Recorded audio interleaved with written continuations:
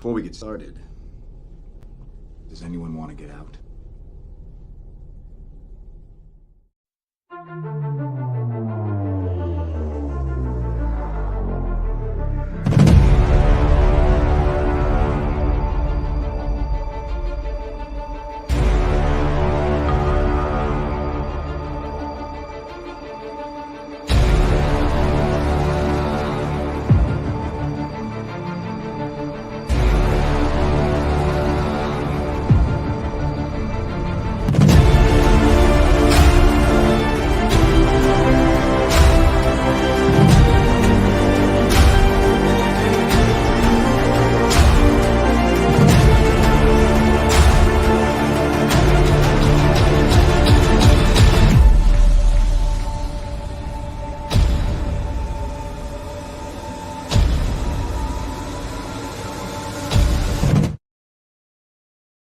Hey, happy early 4th of July on After the Weekend. Yeah, Did you think you were on Late Night with Cap there with that intro? it felt a little cappy, just a little bit, but it seems appropriate, you know. It seems appropriate. I got these Cap Shield sunglasses on, so it's a little They're hard to see at the they're moment. stunning.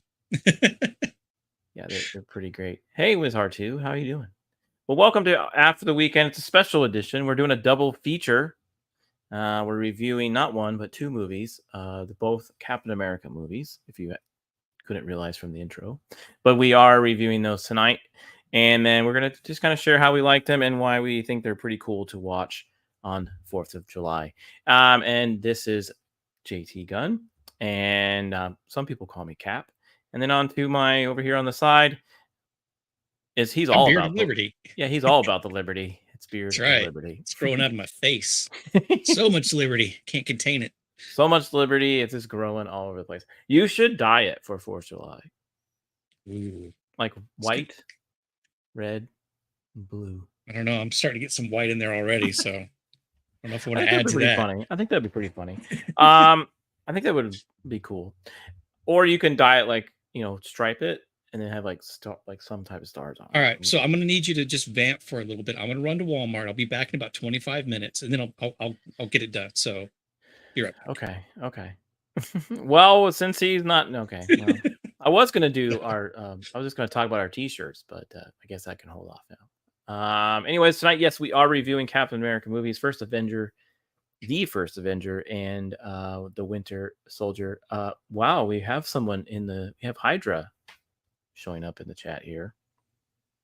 Who's this? Hello. Oh. That was weird. What are you doing? Ron, somebody stole all our lunches. I'll tell you who took those lunches. That damn Sasquatch. Yeah, that's probably what it was. Well, I'm excited to talk about these two movies, of course, as you can tell, I'm a big fan of Captain America. A little bit, just a little bit. Are you how are you? Like are you like a good fan of these movies? Are you like, do you enjoy these movies? Oh yeah. It's been a while since I've seen them. Winter Soldier is still probably one of my favorites of the MCU movies. But even the first Captain America, all of the kind of origin films that they had their shortcomings, but it's still really fun. Yes. Are you I remember when the first one came out, First Avenger, it was 2011. So it's normally when we review movies on this channel, it's like pre-2000. Sometimes we get into the 2000s because they're either almost 20 years old. So we do cover some of those. But this one we decided we just wanted to watch it for 4th of July. And I would say these are both good 4th of July movies, and we'll go over why we feel about that. Yeah, I'm reviewing myself is exactly what I'm doing. You are absolutely somehow correct. He convinced me to just stand with him next to a mirror as he complimented himself the entire hour. pretty much. Do you smell like Captain America tonight? Who is this? Who are you? Hail Hydra. Oh, okay. Well, it looks like you made it, Mr. Hydra. Looks like I made it. Special appearance. Good to see you, man. Thanks. We didn't know what was going on because you popped in and then you were silent. Well, it looked like I made your camera crap. I couldn't hear anybody. Oh, you were fine. No. Yeah, it looked like it crashed, and then Beard just went into like his panic mode. What? See, now I got to look back at the stream to see if any of that actually showed up because it didn't show up for us. The stream is still here. I know. That was But I'm just weird. saying when I came in, it slowed down. Oh, what's cracking? It's that Hydra tech that you're using. It's just not quite It up to is. par. Yeah. So these two movies, we've had Captain America movies in the past. We had one in the 90s. It was okay. It was funny. It's fun to watch. Have you seen that one in the 90s, Beard? No, I've seen clips, but I've never actually seen it. No. It's fun. It's worth taking a view. It has a similar origin story. It has he does fight the Red Skull. It's has a motorcycle. Rick, have you seen that one?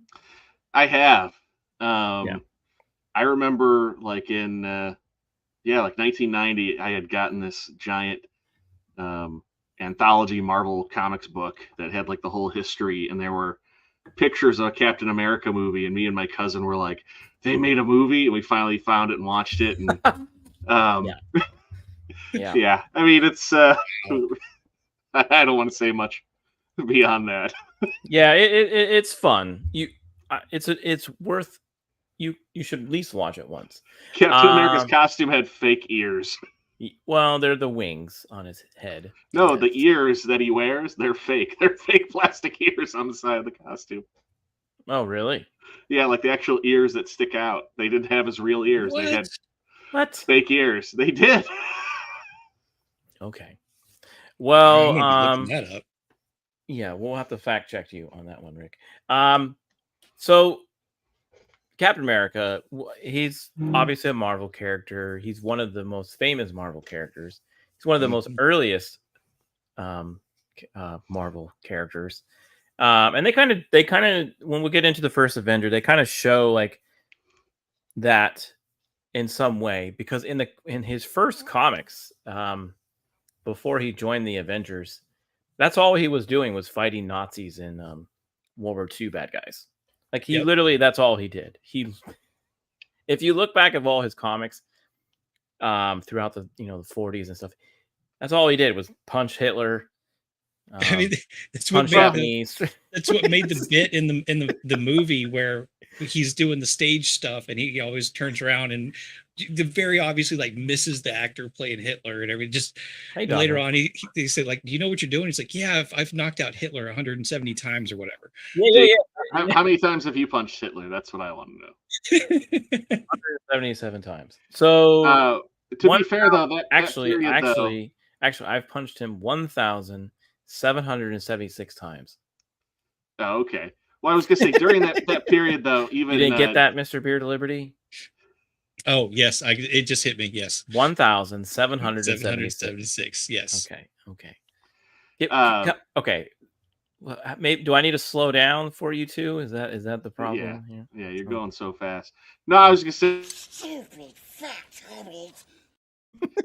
they had Batman and Robin and Superman all beating up Hitler and his pals. Yes, and but that's basically what he did before you got movies and the comics that we know in the 60s and 70s. That's literally what he did, and then he went away. Let's see here. Did you know that Captain America was the first ever Marvel movie? It wasn't Howard the Duck. It was Grant Gardner's Captain America. Yeah, there was a serial that they did late 40s or early 50s. Yeah. Mm-hmm. Now, the thing about that one is, one, he's not a he has a gun. He doesn't. I don't think he has a shield. Yeah, it kind of looks like that gun that Beard has. Yeah, and he's not. Not that big manly one. That little tiny one you got. Oh, that other one. He's not a super soldier either. He's like just a dude, detective or something, like a cop. Yeah, you can find him on YouTube. But yeah, that's literally what he did. He stood up for the American, values and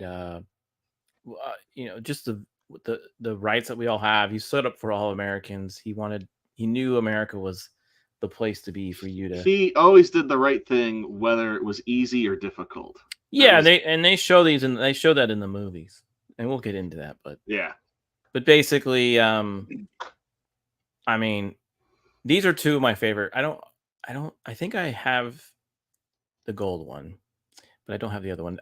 But like, these are one of my favorite covers. I have a whole lot of them, but anyways, this one I like a lot because it does have the Twin Towers in it, and this is very unique.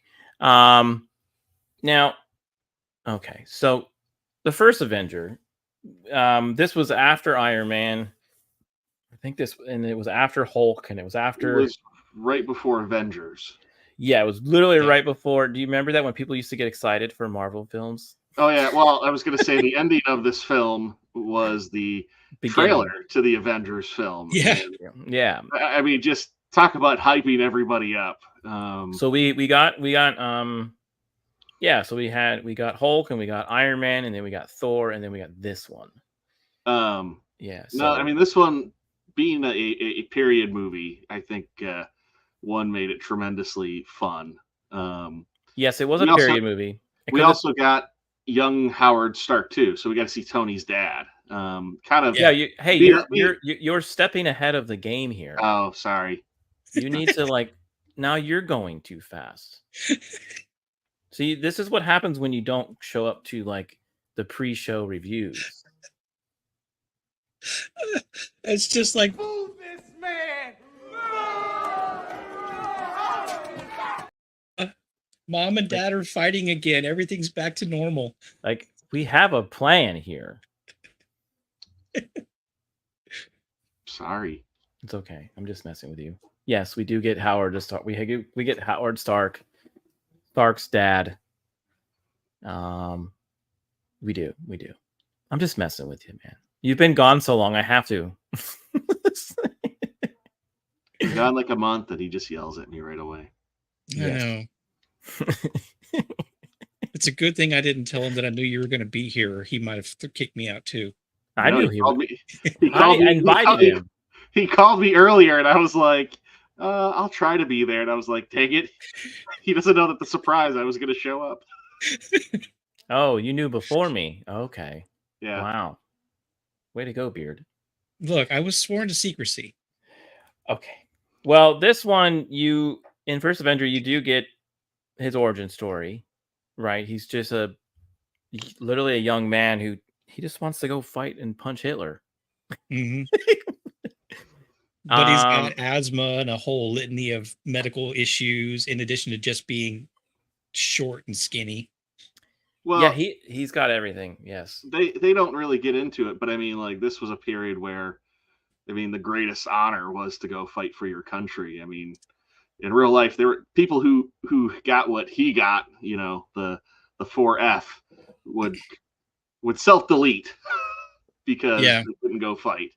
Yeah, and there were some guys that were very upset because they went to go fight, and then the war ended 2 months later, and they were upset that they couldn't even do that. That's that generation, right? Yeah. If you watch Band of Brothers, they show some of that, or even in Pacific, they show that. They show guys that are like, "Look, I just signed up. I know you've been here for at least 2 years. I just want to be here with you." And they kind of have to go through some trial, some hazing, but and show their worth. But then those guys that literally showed up a month or two before it ended, and they never got to fight, and even them are very upset about it. Now he tried how many times? I think it was 4 or 5. He kept changing his name, and Bucky, his friend, always kinds of, you're going to get in trouble. You're going to go to jail for doing this. I mean, that ends up coming into play a little bit later on when he tries to apply again, and the doctor says, "Just wait here."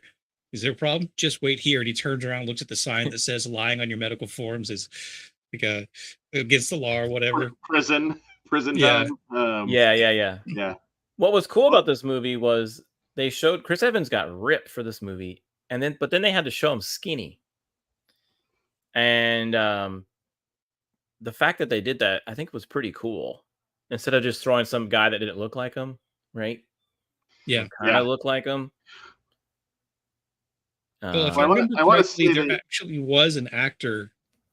There was an actor that was the smaller body double. Well, and they would both act out the scene so that they could get the correct lighting and reaction from the other actors for Chris Evans.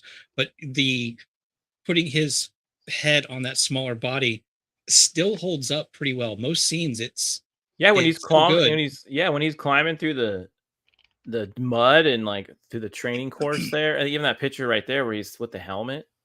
Yeah, like I mean, any issues I have with it, I don't think are because they did a bad job. It's just because I know what Chris Evans looks like. So when I see skinny Chris Evans, especially with his voice still being the same, like this seems a little bit weird. And Chris Evans got Chris Evans when he was 14, I feel like. Yeah. I mean, and Chris Evans, he was pretty ripped for Fantastic Four. And then he was in that other movie. What was the movie? Losers. Yeah, and he was pretty jacked in that one too. So like, people knew he was big. So it wasn't. He really bulked up. He and Chris Hemsworth, I think, don't get enough credit for the physicality that they put themselves through to try to embody the role that they took on. I know, but you know what? They really should have picked you, Beard.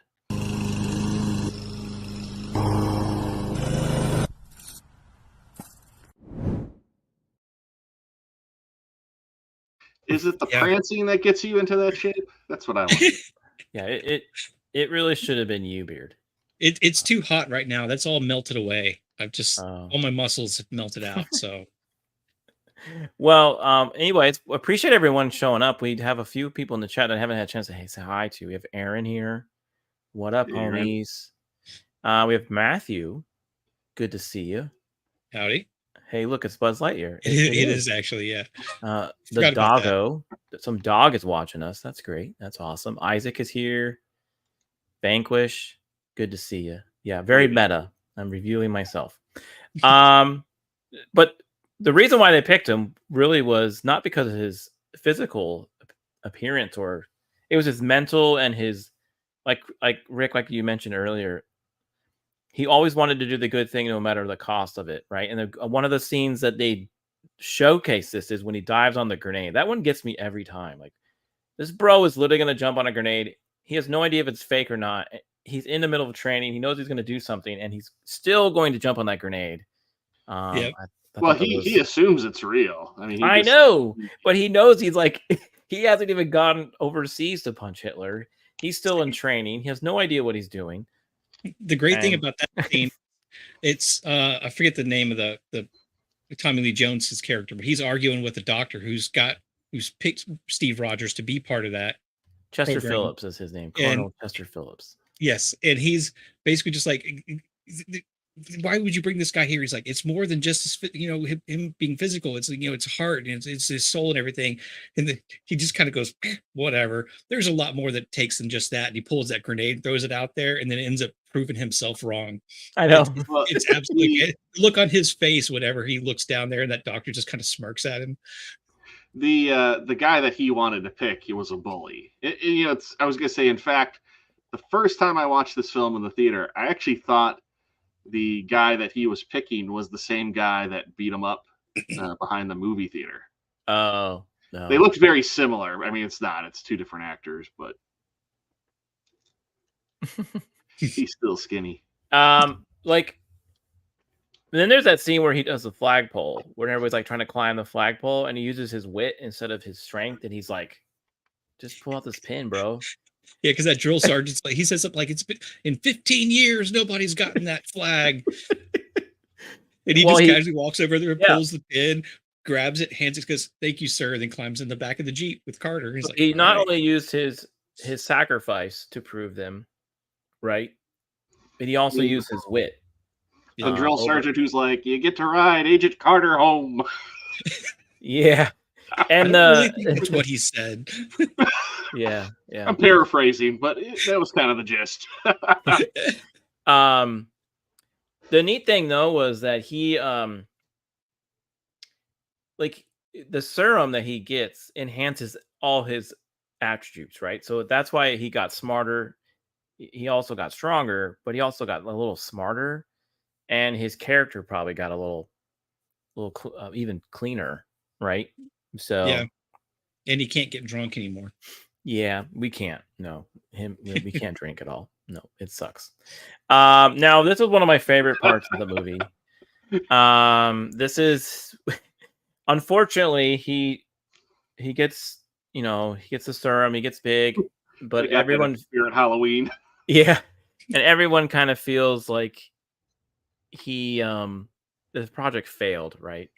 Because they got destroyed by Hydra and everything, so they can't make a army of these guys. Yeah, he was supposed to be the test subject to prove that they could get an army of them, but since they don't have any serum anymore, they've got this guy who's got the most minimum training, and so they just kind of throw him out there as we see later on when he's drawing in his sketchbook, basically a dancing monkey. Right. So he's put out on show here, and this was this is kind of what they did. It was this what was the Pete what were they called? The with Bob Hope. What? I don't remember them, but USO. USO. They would travel. Yeah, they would travel and kind of sing and dance and kind of hopefully entertain the soldiers over there. But this was he was doing this similar something like that. So this costume is very similar to what Doggo had brought up. Like this is what the Serial short film costume that they did, and this was also kind of fun way that they introduced his original shield. It kind of looks like this one. Right, with the boot. It's the it's like that, but he's got the badge though shield. His original before he got the disc. But yeah, when he starts doing that, it's not even that he's out there entertaining troops, because he's at first just trying to drive war bombs. He's doing basically PR for the war. Yeah, and that happened. And bring back the girls. Okay, but I think they only know the one song. They actually did that with War Heroes. Like anyone who won some major award. There's a guy, I can't remember his name. There was a guy in the movie Pacific. He's a really famous fighter. A soldier. He won I think the Medal of Honor or something. The biggest one, the most valuable one you can win. Mm-hmm. And he they pulled him out of the war and they sent him on things like this. He traveled around with dancers, movie stars to sell war bonds.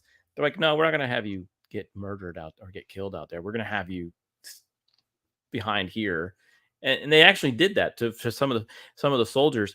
The guys who put up the flag at the famous Hiroshima guys.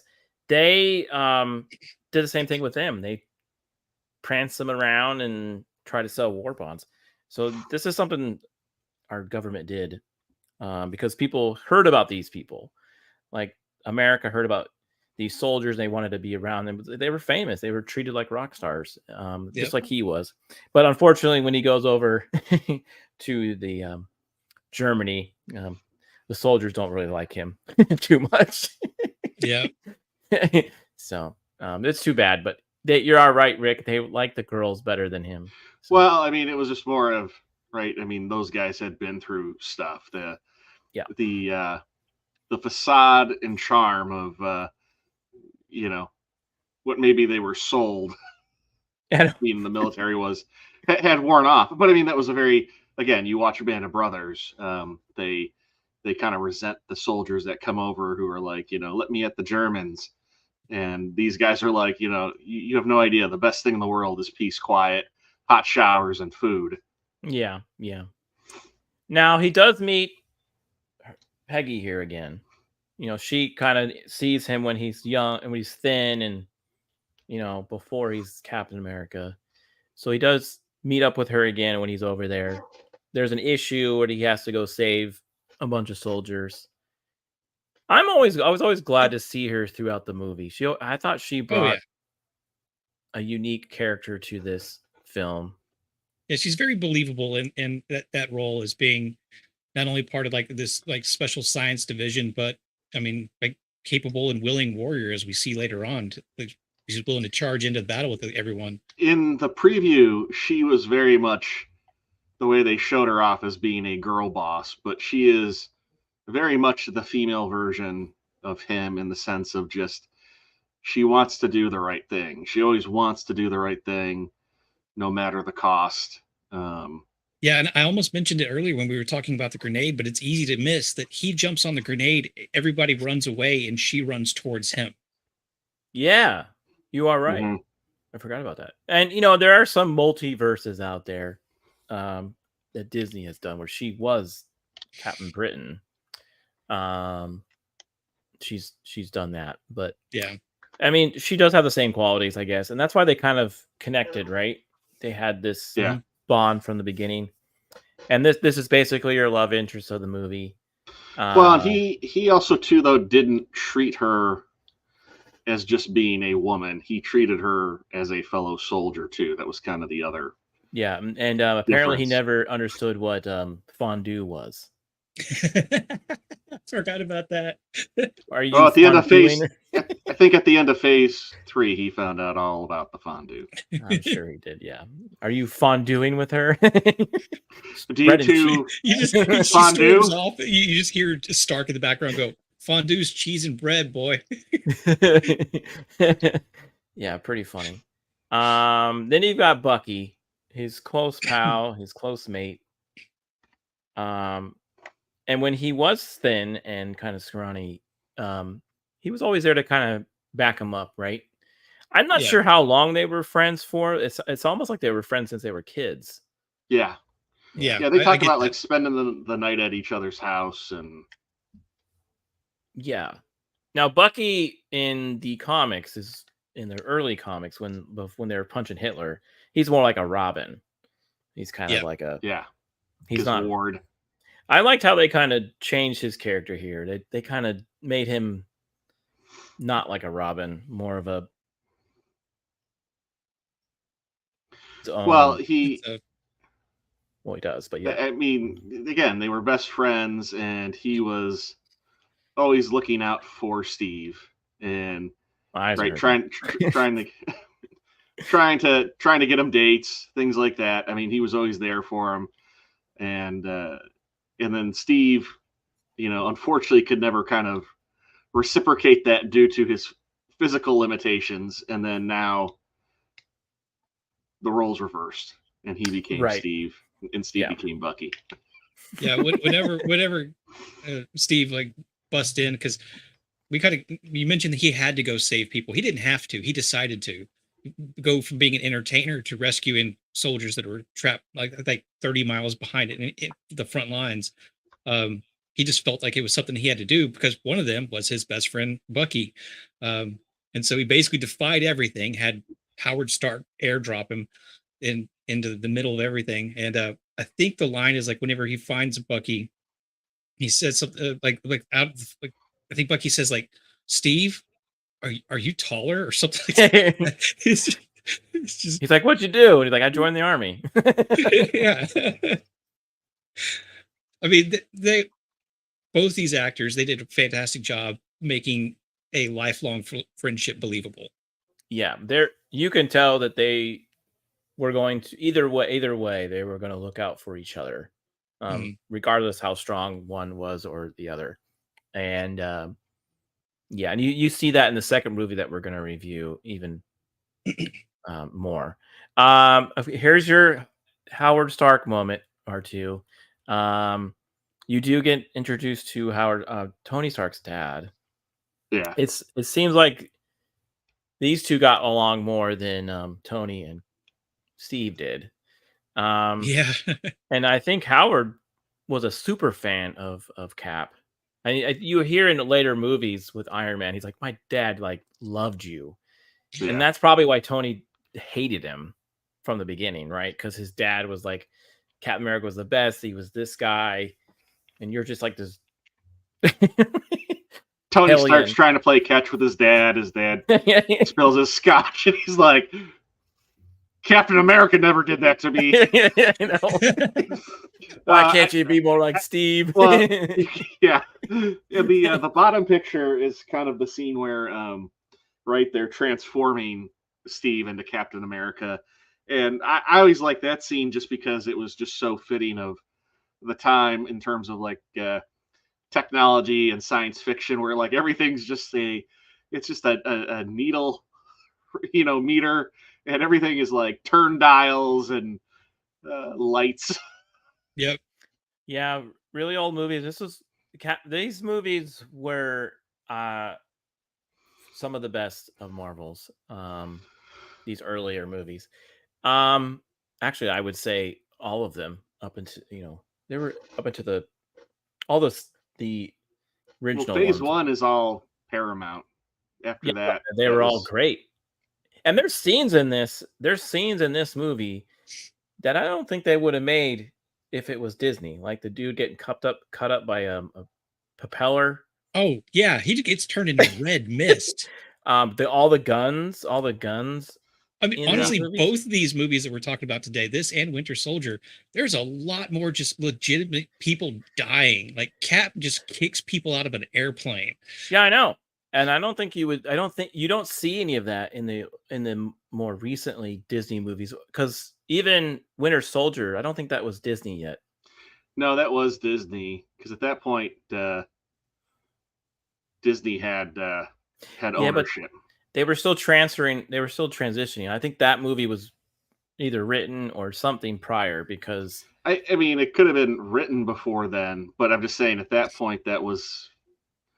I'll have to double check it. I am 99% certain that was a Disney film. No, even if it at least that was before they started meddling too much and actually let people create a good movie. Yeah. Because even like Age of Ultron was a pretty serious movie too, with big people like you said falling off a floating city. And then you got the villain of this movie. And this is, Red Skull.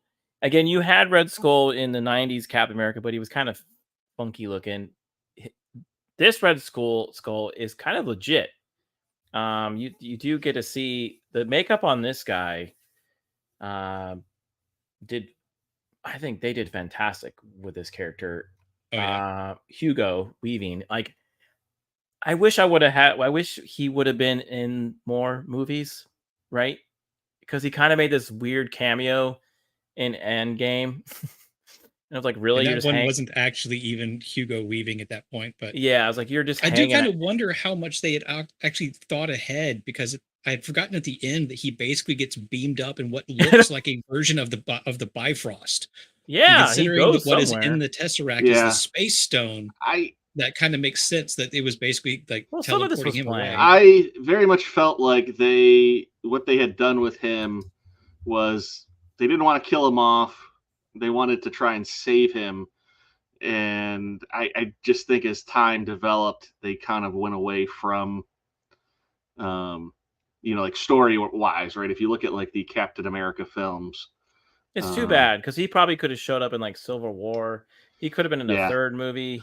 He could have been something. I think he was disappointed though too with what happened with his character. That was kind of the other thing.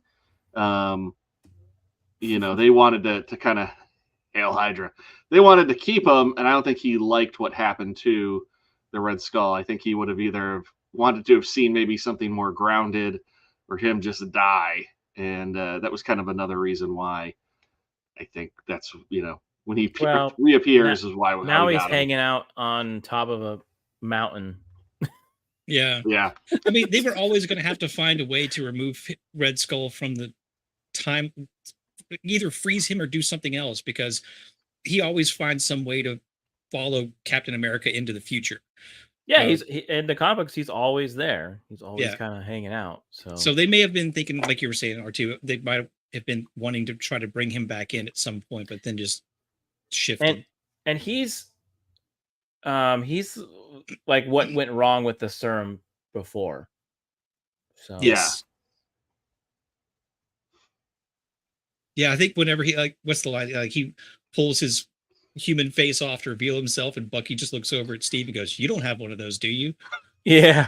One of my favorite moments though with him is the scene where the German officers like come to for like an inspection, and he's like talking to him so casually, and he's messing with all this stuff, and they're not paying any attention to him. But I love how he points to each of them like he's like figuring out how to set up the device to kill them all. Yeah. I love that he gives them each that little point. I know. He's evil. He's a very good bad guy. I think he was a very good villain. Yes. In this movie. That's why I was always ashamed that he never came back in a good role or good way. Now he does have the Tesseract. He gets that in the beginning. That's what powers all their tools or weapons. And he's going to try to use it and literally wipe out all of America and other countries. And that's where Cap steps in. He saves them. And we all know the story. He gets frozen for 70 years and then wakes up in New York City. That would be crazy. Where you're like, 1945 America, and you freeze and you wake up in 2011 America. I don't know if that's what the date was in the movie, but it's like, and they try to do it slowly because they put him in a fake hospital room that looks like it's the right time period. But they didn't do the research, and they're playing a baseball game from 41 that he had been to. Yeah, like so why would you do some research here? Jeez. No wonder S.H.I.E.L.D. got taken over. I was gonna say it probably had just more to do with it was something that maybe they had a good quality recording of, and it was a period, but not maybe whatever. Right, do correct. Your research. Now, I think the girl at the end there is Black Widow. She just looks different. Well, she had already showed up though in Iron Man 2, so I get what you're saying. She did look very close to Natasha, but I was gonna say we had already seen Natasha at that point. Yeah. Yeah, I know that. I'm just saying, like, I think that was her. You couldn't tell because she had curly hair. I'm pretty sure that was her. So we're not really gonna do the numbers. We're gonna kind of just let people know what happened. But I am curious to see to show what this movie made. So let's do that first. 1192 12. So this movie, the budget was 140 million estimated. 100,000. Jeez. Am I reading that right? Yeah, hold on. Let me see if I can share the screen. Let's run it back, play the bumper again. One moment. Stand by. Let's see. Here you go. Yeah. There it is. Blast this up here. That's a lot of money. And a hummingbird just popped up. For some reason, I would have guessed that it would had a bigger budget than that. Well, here's the estimated budget. And then this did it opening weekend. And that's the worldwide. Now, I remember this movie being like, when I went to go see this in the movie theater, Man of Steel was out too, around the same time. Yeah. So he was competing with this, and not a lot of people knew who Captain America was. No, Man of Steel was later. No, it wasn't around. What was that out in the movie theaters? I don't remember. But it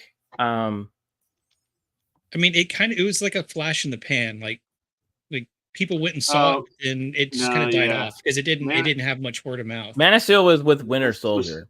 Was 2013? No, it was the year before. It was Iron Man 3. Yeah. So this movie, like I said, no one really. I don't think a lot of the normie fans knew who Captain America really was. Oh, I mean, maybe Heard of him, they but knew, not. but they wouldn't know much of his stories or be a big fan of him Yeah. because, like, if you weren't into comic books, like I wasn't, I had only really ever seen Captain America like that one episode that he showed up on the Spider-Man cartoon. Like he and Red Skull came out of this little energy thing that they'd been trapped in, battling He basically. wasn't like a Batman. He wasn't like a Superman. Yeah. And that was the Yeah. same for Iron Man, though. Like no one really knew. Like No, right? he was not. Same with Thor. It So wasn't like. I mean, Spider-Man was really the only major Marvel character. Next to then, you would say like Wolverine, that everybody knew who it was today, right? Modern times, where like you could see a picture and somebody like, oh, I totally know who that is, and know a pretty, decent basic knowledge of him. no, yeah. But all three of them are that way, and that's why what made these first three movies so unique was because like it was kind of a like we're just gonna see if these are gonna work, right? Iron Man Well, and all of them. if you grew up reading Marvel comics, I mean, you knew who these characters were, and it was, I think, a bigger deal for those people. I mean, that's how I felt. But I like, mean, it was like normies. I say normies. I don't think they did, but it did pretty. It actually did really well in the movie theater. So, but yeah, so. I mean, it is a kind of a simplistic story, like most of the origin stories early on, but I don't think it's necessarily a bad thing. It definitely gets points for being a period piece because it kind of gets you into that mood of like wanting to rally behind the troops and that whole kind of theme that they push through there. Out of the three origins, so you got Iron Man, Thor, and you got Cap. I think this one was probably the one of the not the best one, but the most. It was the most. I had the most fun watching it. Iron Man was just exciting. It was what? Okay, cool. But I think I had the most fun watching this one out of the origin stories. Would you agree on that? What would you say? It's I don't know. It's tough between this and Iron Man. Iron Man was very much they captured lightning in a bottle with how well it worked out. They didn't have much of a script. A lot of it was improv. But at the same time, I mean, again, like I get what you're saying with this, where this felt more akin to his origin. Yep. I think between the two, this film has more heart, which I think is kind of appropriate considering, that doctor's telling Steve, whenever you become this super soldier, make sure you don't change who you are in your heart.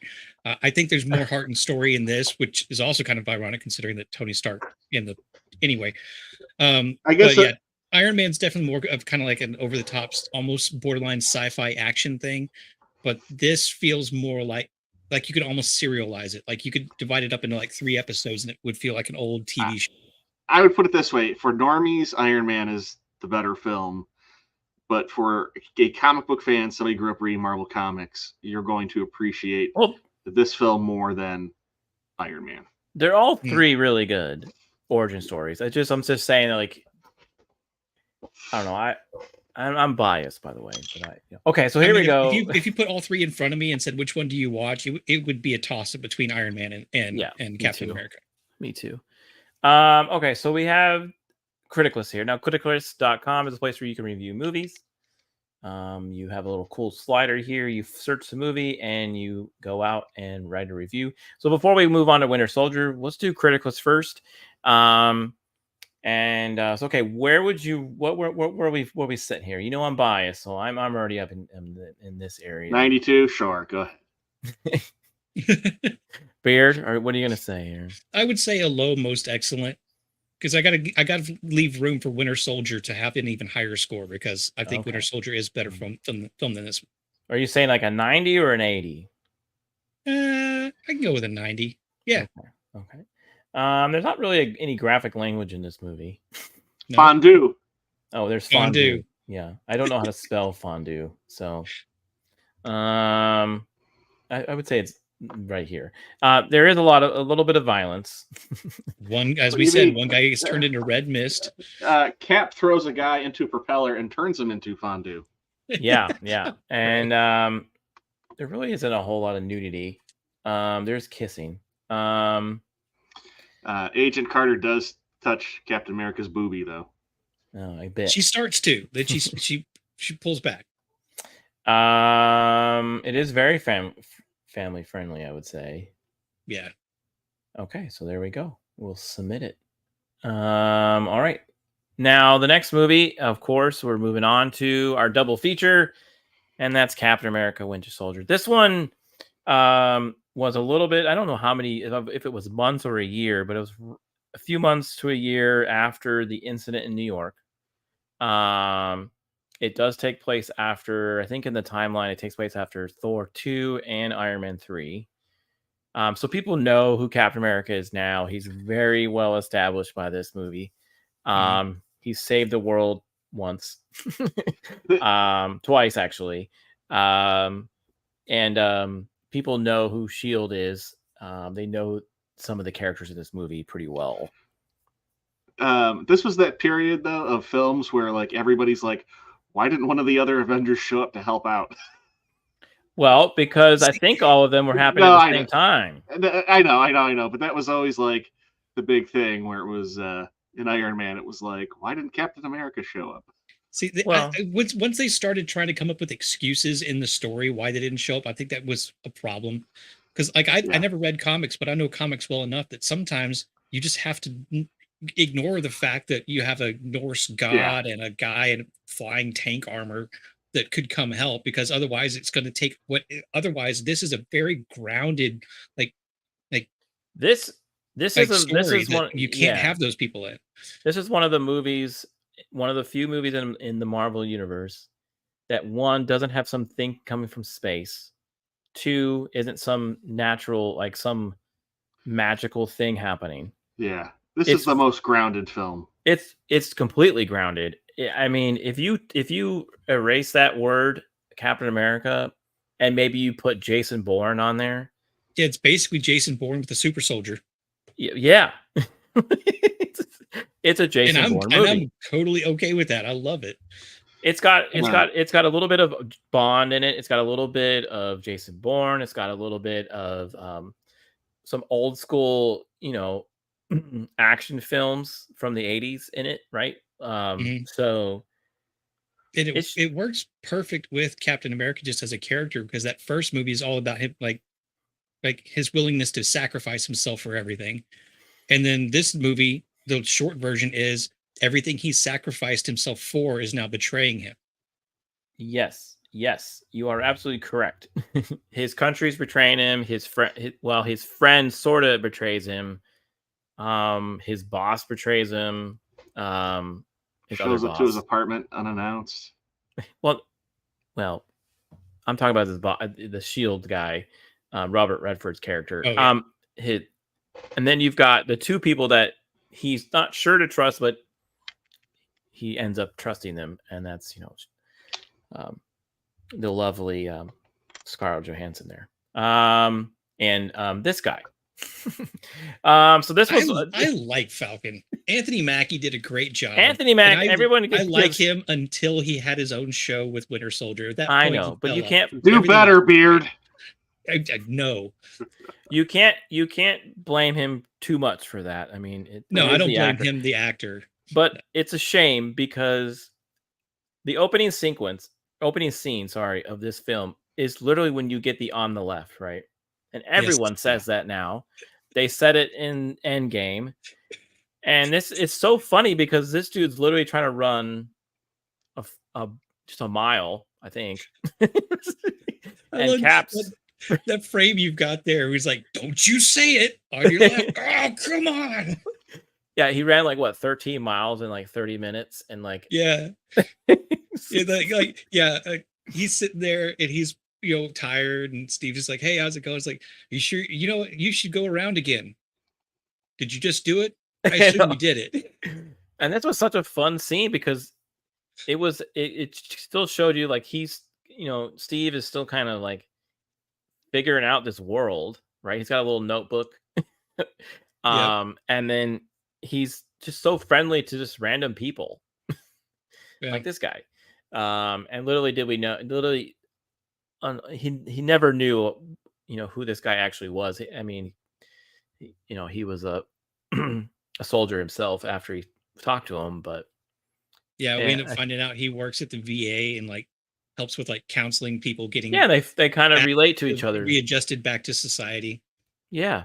Well, they have So like the discussion too about like, it's your mattress. You're used to sleeping on the floor, using a rock for a pillow, and Yeah. yeah. and he probably can't. I mean, I'm wondering if like other Shield agents, they probably don't get this, right? Maybe Black Widow would, but like I don't. He's Mackie was an actual soldier, and he kind of understands coming back into a different reality, right? Because he was 70 years in the past, and he has to kind of reacclimate. And a soldier can probably relate to that. I mean, like if you were over in Iraq for 10 years, right, or 6 years or whatever, and you come back, that's a long time. So, but he does have a cool wingsuit, and Falcon is in the comics. He's another good, now I wouldn't say a sidekick, but a friend. So. And I do agree with Jacob. The reveal is great because even before we see it, when he shows the paperwork, like the classified documents to Steve, he's like, "I thought you said you were a pilot." He said, "I never said I was a pilot." Yeah, he's got a wingsuit, which is really cool. Like Jacob says here, his suit was so cool. And Tony later on expands on that, but the original suit that he used was great. I've liked Falcon's character. Oh yeah, I thought he was really a good companion to Cap.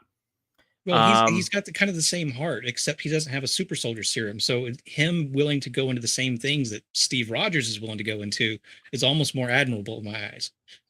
Yeah, He it's does like have if a fancy wingsuit, but I mean, aside from that, he's just a dude.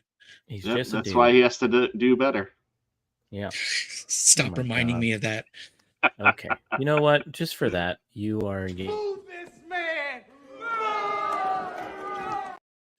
That's 2 boos. I would say like JT's just missed that. I feel like where he's like, so right.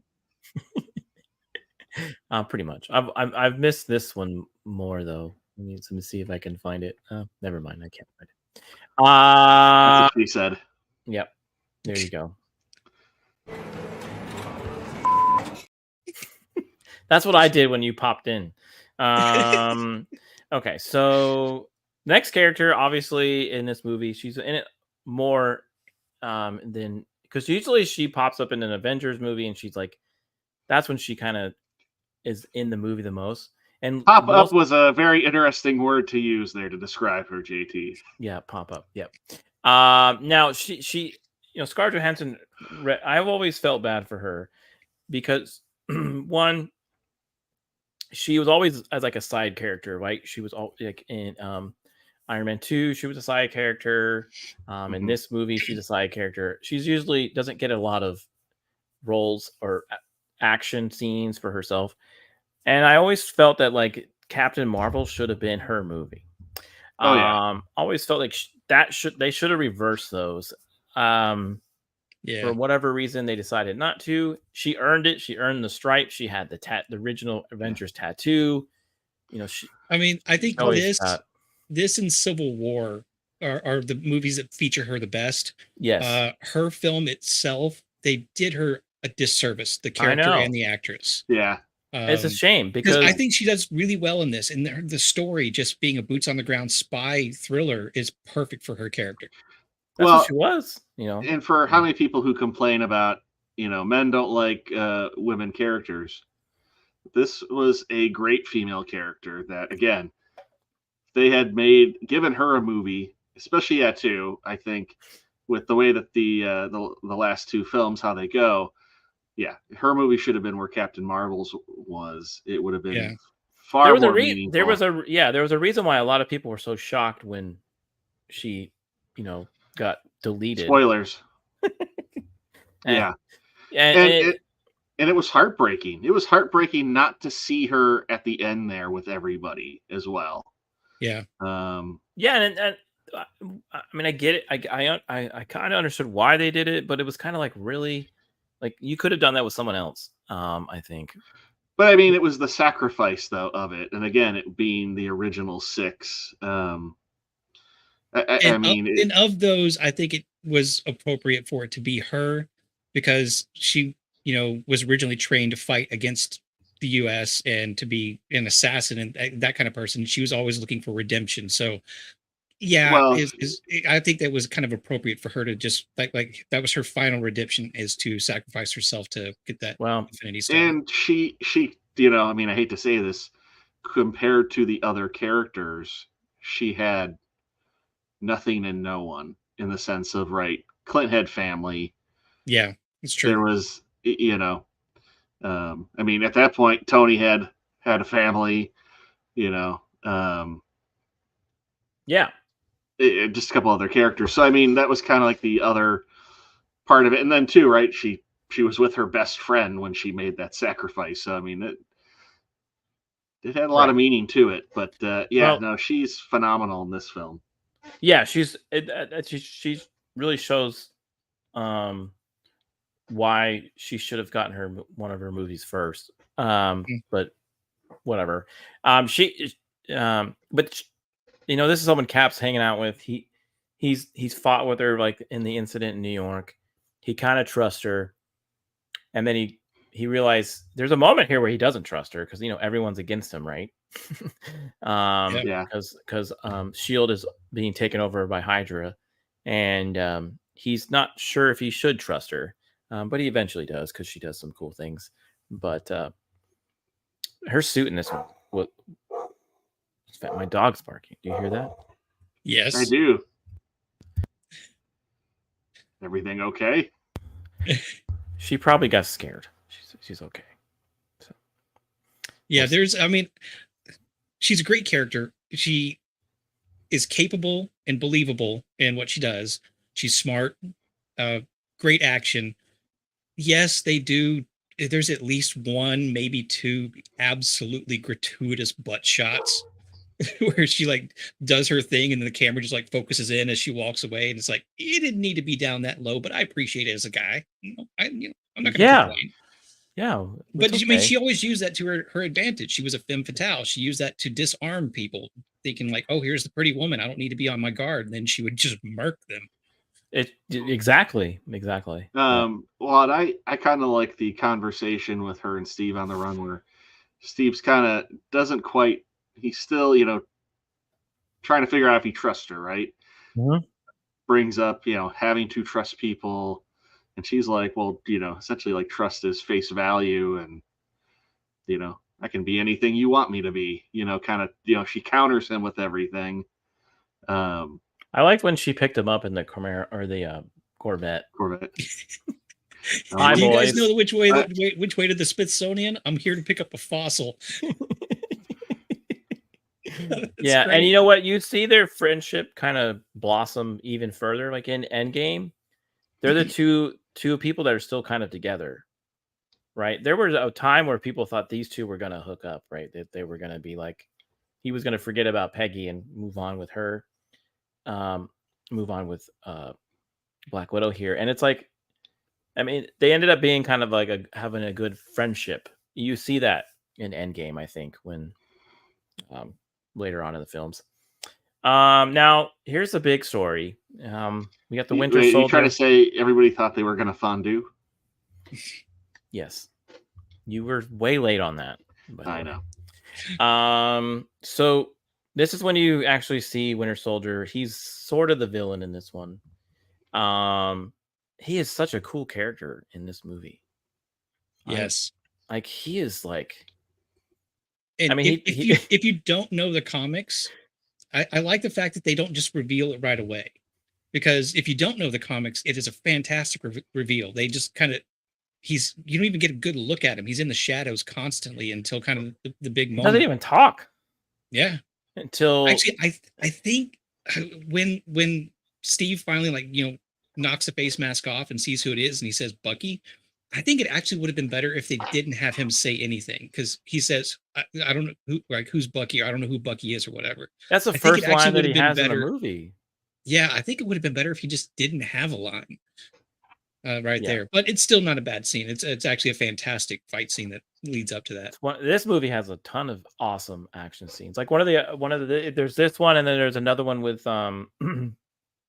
Samuel where he's with Sam, and he's like in the truck in the SUV. Oh, and he's trying to get away.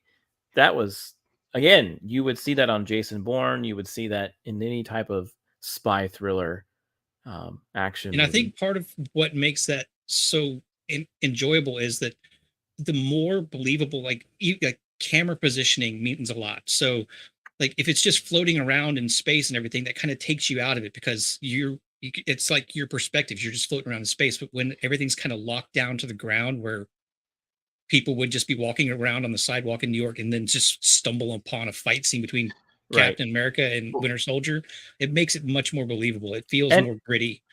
Right. And this scene here connects this one and the one we just reviewed, which was First Avenger. Because if you're a newbie, you think Bucky's gone. He's dead, right?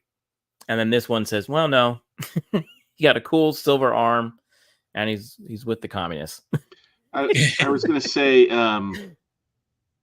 too, like there a lot of the single shots of Bucky are also too like it's like a Dutch angle, like it's almost to be skewed from Captain America. It's to be the opposite. Yeah. Well, they do fight a lot in this movie, quite a bit. Here's some cool, like that scene right there when he punches the shield. Can you imagine? That's like when you ever hit like a aluminum bat on a metal pole. You would feel like that vibrate, Well, it's vibranium; it just absorbs it. It would. I know, but you would still hear that bing. I like when she asks him, "What does he do on a certain?" He says, well, my barber quartet are all dead, so not so much." Oh, okay. Let's talk about okay. Did he sing? I don't think he sang. But these are some cool scenes. Now I'm going to try to share a fight scene of these two. Hopefully YouTube is nice to me. So I'm going to try to share one of my favorite fight scenes of this movie. And this is when it's going to transition into it. But this is when they're on the expressway and in DC, which is never empty. So they wouldn't be able to do this, by the way. This would be back, especially the time of the day that they do it. It would be backed up. So there'd be a lot more cars, but hey, it's a movie. So I'm going to try to see if we can play this without getting too much in trouble. Right here.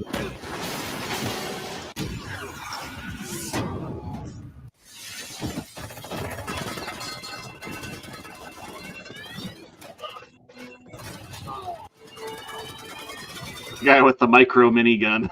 Yeah, no. See, it vibrates.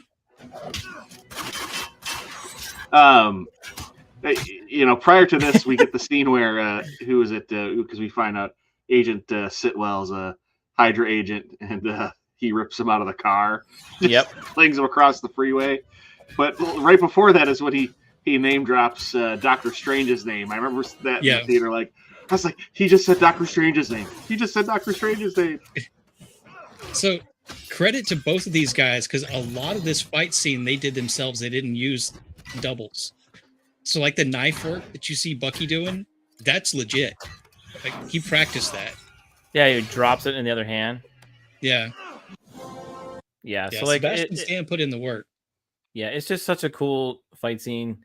There's more in there, obviously, but that one is always my favorite. And then you get the one at the end there where they kind of make amends, right? Like, hey. Well, I think something I didn't really notice the last time I watched this, and it's really obvious, is before they go in, Sam Wilson's talking to Steve, and he says something about, are you ready to go? He's like, well, you can't go into battle without a uniform. And so he goes and takes his World War II uniform, which I think is appropriate to be dressed in the way that Bucky would have remembered him back in the day. Mm-hmm. Yeah. It's just, yes. And then they fight each other, and then they kind of have a moment where clarity, and basically they decide to, be friends again. Well, not only that, like you got Captain America's trying to put the what is it, the it's like the circuit board, right? To stop the ships. Yeah, to because stop the ships, and then you got Bucky just shooting the hell out of him. I know. And it was like you've actually got like 4 villains in this movie. But I was to say, like, there is like a brief moment you're like, I think he just killed him. No, He shoots him that much though. I mean, it's pretty brutal though. He gets I think messed up. Captain America is like sort of like Wolverine, where it's like he is, but I'm just saying, with how much he got shot, and you see his expression, you're like, I think he's dead. Well, there are other villains in this movie. There's Robert Redford's character, Alex Pierce. He's kind of like the guy behind this, like the Hydra guy that's really secret, right? And then you have where he's pretending to be everyone's, friend here or boss at Shield. Then you have the introduction of Crossbones, I think is what he, and that's Frank here. Now, how did anybody not know this guy was evil? And then he's in the new Superman. He's going to be, he's going to be in the new Superman. He's going to be another almost the same character. Is he playing KG Beast? I don't know, but he's been seen in pictures. I was saying because his like second in command in this movie ended up in the not Justice League, Batman v Superman, playing KG Beast. Oh, okay. Well, I don't know who he's playing, but I know he's in pictures. But then you got another guy from the first movie, and that's the little twerp, Dr. Zola, and he's like a computer program now, and he's the one that's controlling all the ships. In real, he's like an old. I kind of looks like the Matrix. That he was all on magnetic tape, his entire brain. I know. 200,000 feet. And these are all, I believe, Crossbones is obviously in the comics, and so is Zola. He's actually in the. I don't know if Robert Redford's character is. He was just the creation of the film. That's what I thought. Yeah. There was a lot of speculation that he was going to end up being the Red Skull. I remember that when this came out, a lot of people thought he was going to be somehow the Red Skull was able to come back to Earth. And, I don't know if I would have liked that. I think I would have liked Red Skull to show up like in the third movie. So. Well, I was gonna say, for the fact with how we got him, wasn't his return wasn't the greatest. I kind of wish he was an older version of the Red Skull. So we do get the villains here, but so let's go ahead and check the numbers on this one. What do you think this one made? After you saw the first, more. You think this one made more? Oh, what do you think? What do you think the budget was? Let's see. Let's find out here in a second. All right. Yep. 1192 12. So, hold on, having technical difficulties here. I was gonna say this is at least like 150 million. So this was 170 million budget. Still not as much as I thought it would be. And it gross wide was this opening weekend though. This one came out around the same time as Man of Steel. He was competing, I think, with Superman, the new Superman, Henry Cavill Superman. No, but this one again was 2013. So this is 2014. Yeah, this was the year after Man of Steel. It was in the theaters at the same time. Because I remember when I bought the ticket for this, I almost couldn't get this movie because it was sold out. So I said, "Oh, I'll go see Man of Steel instead." So there you go.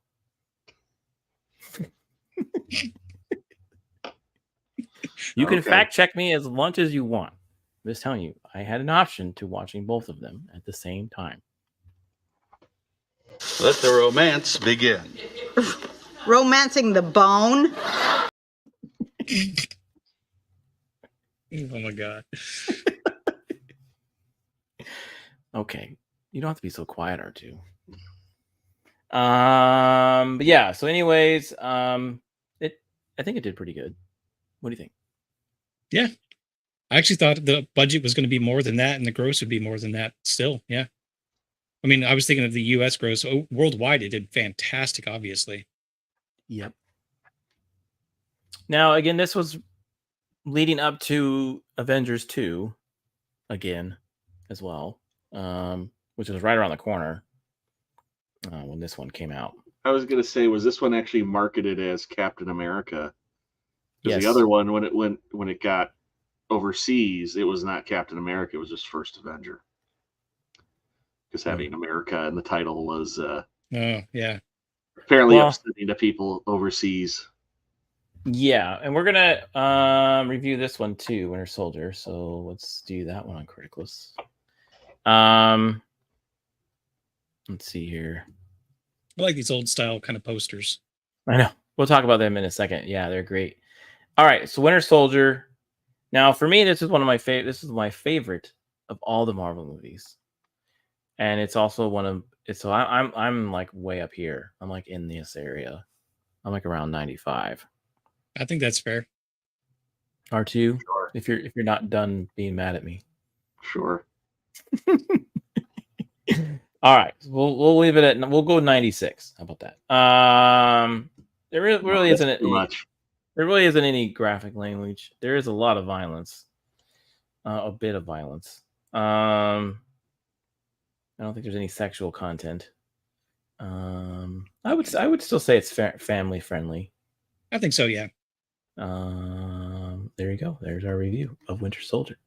Hey, Nicole. Hey, what's up? There you go. We'll submit that off. So Captain America Winter Soldier, we gave it a 96, most excellent. And First Avenger, we gave it a 90, most excellent. So there we go. I think that's fitting for both those movies. Yeah, I think so. love you too. Yes, these two posters are great. They're kind of a neat style.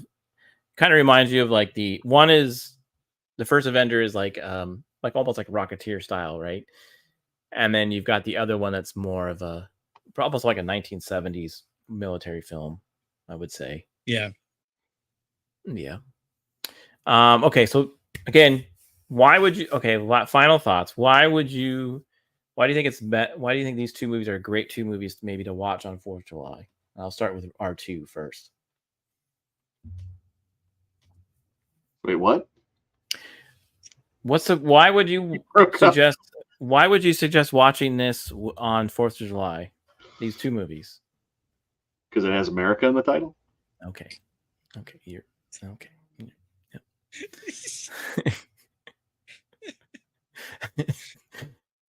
Beard, what would you think?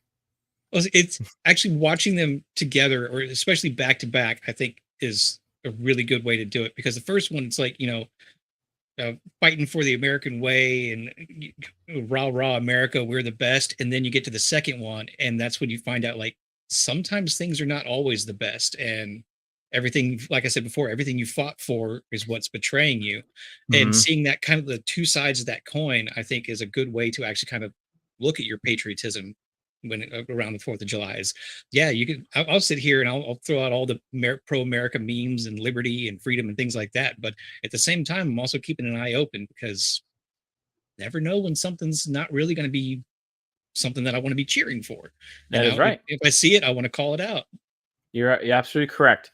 And Cap does do that in all of the movies. He even does that in Civil War, which I don't really classify that as a Captain America movie, to be honest. I think that's Avengers 2.0 or 2.A or 2.5, one of those. I don't really consider that I think that movie was rushed to make a Civil War movie and to add Spider-Man. Like I feel Cap, just like Black Widow, kind of got shafted on that. I think Cap never really got his 3 movies. Thor got his 3rd movie. It was fantastic. It was just him. I think by doing what they did with Civil War, I don't think it did any justice for Captain America. I mean, it is mostly his story, considering that it's still revolving around him finding redemption for Bucky, but it does kind of get lost in the size of the cast. And Yeah. a lot of people didn't like the fact that it was so different from how the comic books did Civil War, but I think it was as good as they could do given what they had already put on screen. Right. I think if they still did the whole Bucky thing, but in a different way, it probably would have been okay. Yeah. I don't know what they should have done, but I just feel like he should have gotten a fourth movie somehow. But now we're gonna get some weird TV show. Rick, what I brought you back. What are your thoughts about Civil War? I mean, it's funny. I liked it. I remember when it got announced at Comic-Con with Batman v Superman, and I was far more excited for Batman v Superman, but ended up liking Civil War far better in terms of the the movies that we got. I mean, it would have been nice to have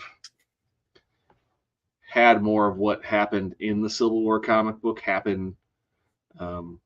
If they did it like across two movies, but at the same time, if you think about all the superheroes that were known in the MCU, I mean, there wasn't enough to establish. But they even introduced Black Panther in that movie, and it was like, why? So, and they, I mean, a lot of people too. I mean, even at I think it just got overshadowed. Marvel Entertainment did refer to it as more of an Avengers 2.5 as opposed to. The fact they threw Spider-Man in there, I think, really lost it. Like, it's like, okay, because everybody was so focused about Spider-Man and Black Panther, they totally forgot that it was. But they didn't, I mean, at least they did not show off Spider-Man right away. They didn't do it till about a month before it was released. They did keep it somewhat secret. They actually, they were trying to have anyway. They were trying to have Spider-Man actually work on that deal with Sony with Age of Ultron. They wanted to actually introduce him, and they wanted to have Captain Marvel in Age of Ultron. There were quite a bit of plans that they had that did not work out either. So, but at the same time, too, they had so many characters that you already knew. I think trying to introduce a couple more. I mean, it wasn't like anybody had trouble though knowing who was who and what was right. Well, what was what either. Yeah. Well, maybe we'll do Civil War some other time, but we wanted to do the first two Captain America movies because they truly are Captain America movies, and they're good to watch on 4th of July, like Beard said. So we do recommend it. We've done other movies like this, like we did Patriot last year, we did Independence Day last year. So if you're looking for other 4th of July movies, you can definitely check those out in our history of video reviews. Comment below what movies you like to watch on 4th of July if you're watching this after the fact. And maybe in the chat you can share that with us now. Let's see here. Beard, what do you plan on doing for 4th of July? I'm actually scheduled to be on a live stream with Roman of the Empire. Are you going? He gave us an out. Said we didn't have to show up because he recognizes it's the 4th. But I'm going to show up, and I'm going to tell people they can play the game by judging from my facial expression if I'm hearing fireworks or gunshots. Okay, that's always a thing that you talk about on 4th of July. I thought maybe you were going to say he was going to give you a pass because you live in a state where fireworks are legal.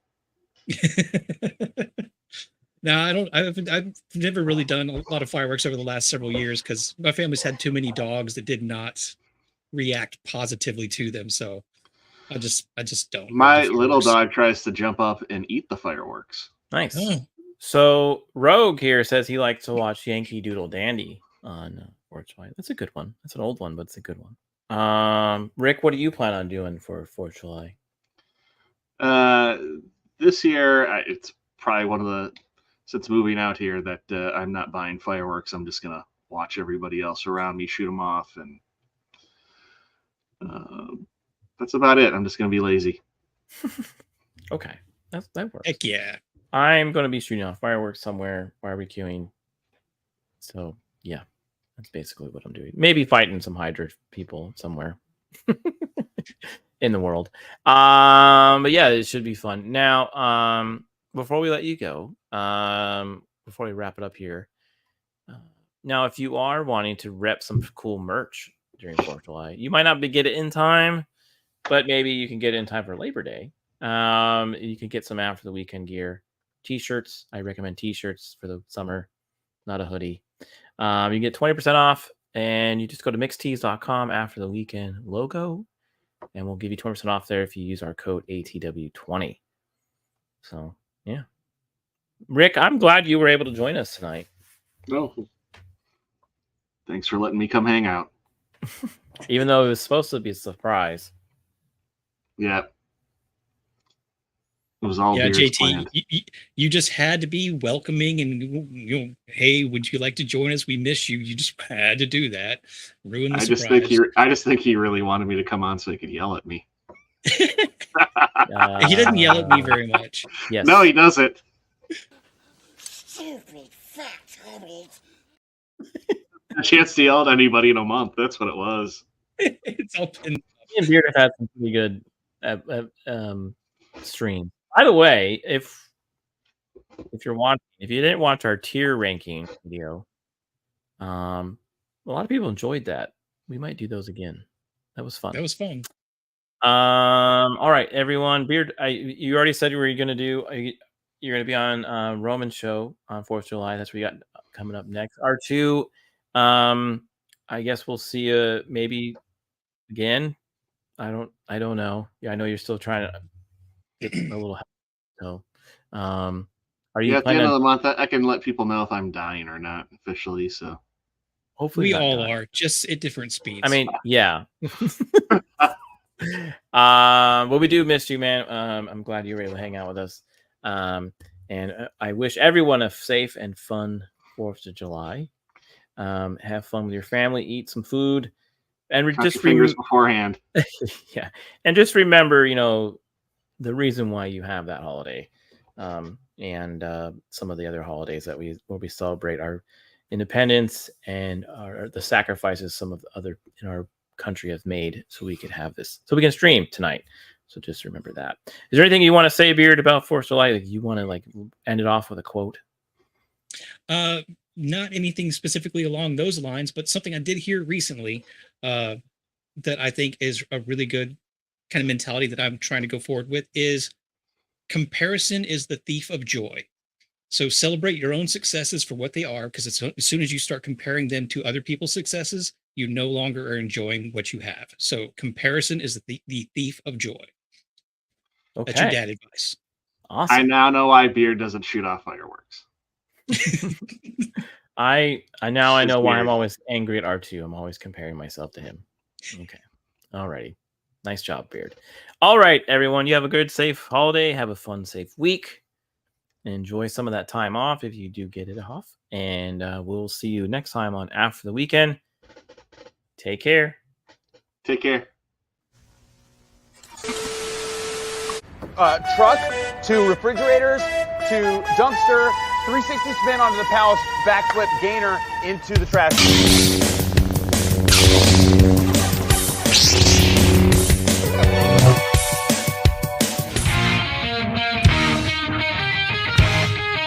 This is it, man. Big, just relax and have fun. Just have fun with it.